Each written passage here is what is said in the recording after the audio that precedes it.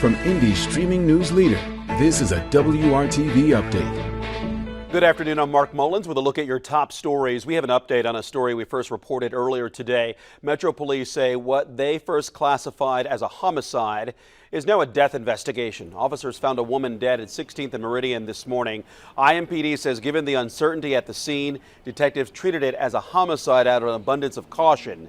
But now, after a more thorough examination by the coroner's office, officials say this is not a homicide. The manner and cause of death have not been released. The Speedway announced actor Dylan Sprouse is this year's Indy 500 Grand Marshal. As Grand Marshal, Sprouse will give the traditional command for drivers to report to their cars during the official pre-race ceremonies and will walk the Indy 500 red carpet. Sprouse is also promoting his upcoming film, The Duel, which was filmed at several Hoosier locations. Tonight, a showdown between the top two WNBA draft picks as Caitlin Clark and the Fever head to LA to take on Cameron Brink and the Sparks. Coverage begins at 9 o'clock, and you can watch it only on ION.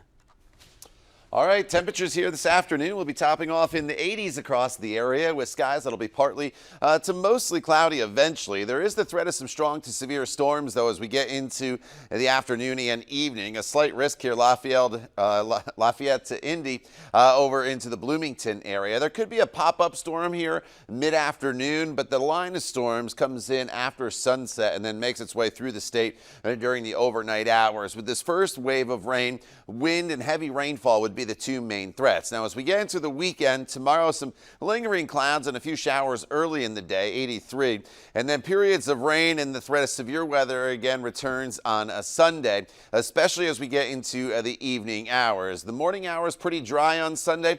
This band of heavy rainfall comes through, unfortunately, right around the start of the 500, but then maybe a bit of a break, and then the severe threat will arrive once the race concludes if they get it all in, but primarily throughout the evening hours. This Sunday severe threat, all forms of severe weather will be on the table, and the Storm Prediction Center already has most of central Indiana under the enhanced risk.